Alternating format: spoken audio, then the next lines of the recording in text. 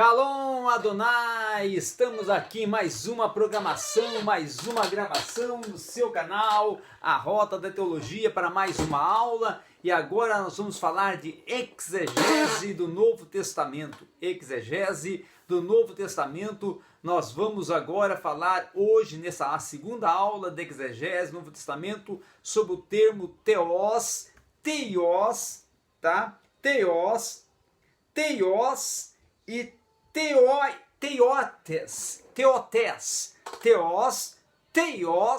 e teotes, ok? Que são três termos que estão implícitos na terminologia sobre Deus, que está contido não só no contexto dos evangelhos, como também está contido no contexto das epístolas paulinas. Termo esse, teos, que dentro da teologia paulina vai ter mais de 350 aferições. Então quer dizer que a teologia paulina também tem esse termo teos e teotes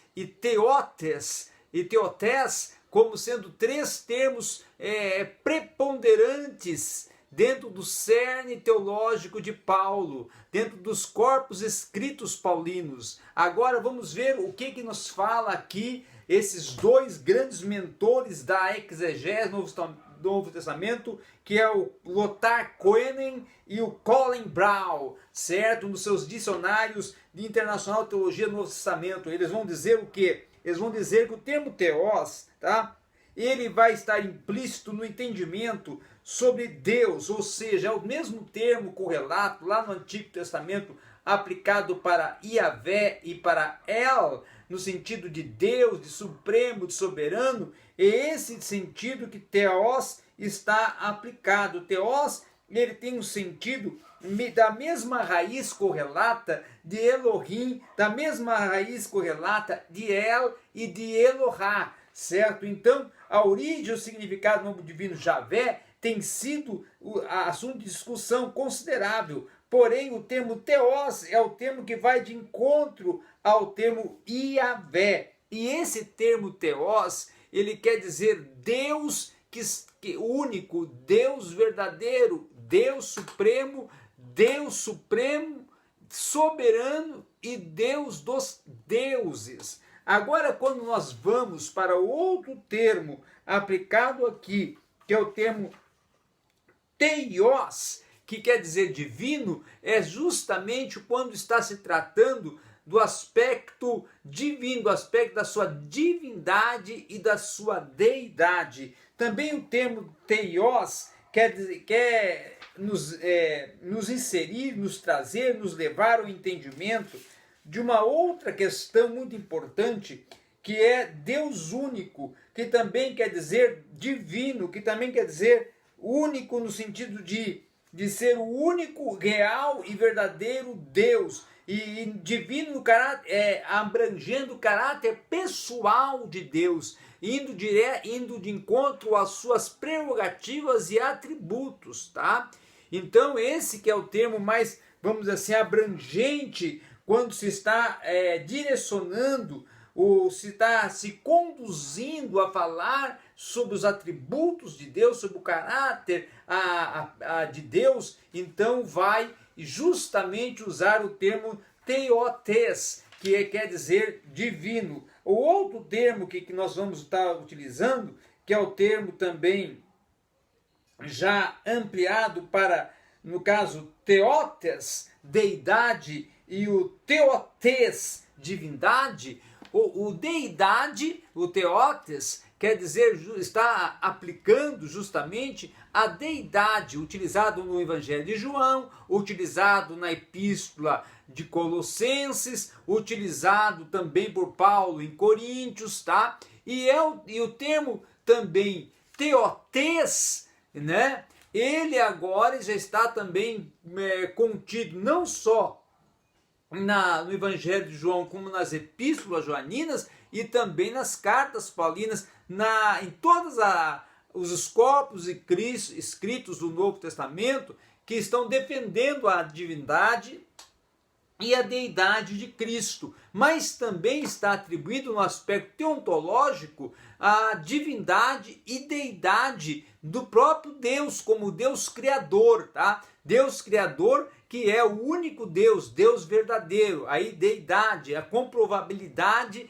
de que ele é o Deus verdadeiro e a comprovabilidade que ele é o Deus divino, real, certo? Que tem todas as atribuições e prerrogativas que o comprovam, que comprovabilizam a sua identificação como Deus, como o Yahvé, o termo correlato do Antigo Testamento. Também eu quero aqui ainda acrescentar, para nós podermos refletir, que essa unicidade entre Deus e Cristo, como o Filho de Deus, se desenvolve mais plenamente em João e nas suas epístolas. Por quê? Porque a primeira, segunda e terceira carta de João e o Evangelho de João formam o corpus escritos da teologia joanina. E a teologia joanina é uma teologia de cunho cristocêntrica, com um sentido aplicativo numa apologia para desconstruir todas as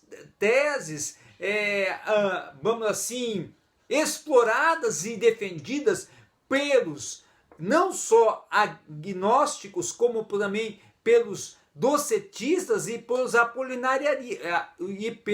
apolinaristas, tá? Que eram correntes contrárias à divindade, à humanidade e à deidade de Cristo. Então João vai fazer a contratese, a defesa, e vai confrontar e desconstruir a toda essa heresia postulada pelos gnósticos, quando ele utiliza e explora o sentido aplicativo e exegético dos termos teós, dos termos teotes e teotés, certo? O teotes para divindade, teotés para deidade e teós para Deus, tá?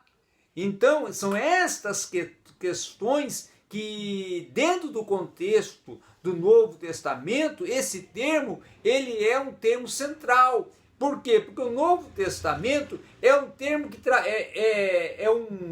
um cano que explora a ação de Deus em 7 esferas. A ação de Deus como Criador, a ação de Deus como o manifestador, a teofania dele, a ação de Deus como o Verbo encarnado, a ação de Deus como o Salvador e o autor do plano da salvação, a ação de Deus como aquele que tem o controle do universo e que tudo está sob a sua orientação e direção, o autor, a ação de Deus como sustentador e provedor de todas as coisas, e a ação de Deus como o fundamentador da crença e da fé e das convicções que geram a esperança, e a esperança que é a eternidade, que está centrada nele. Então o termo Deus, que é o theos no grego, vai estar no contexto não só dos evangelhos, mas vai cobrir todo o cânon do Novo Testamento,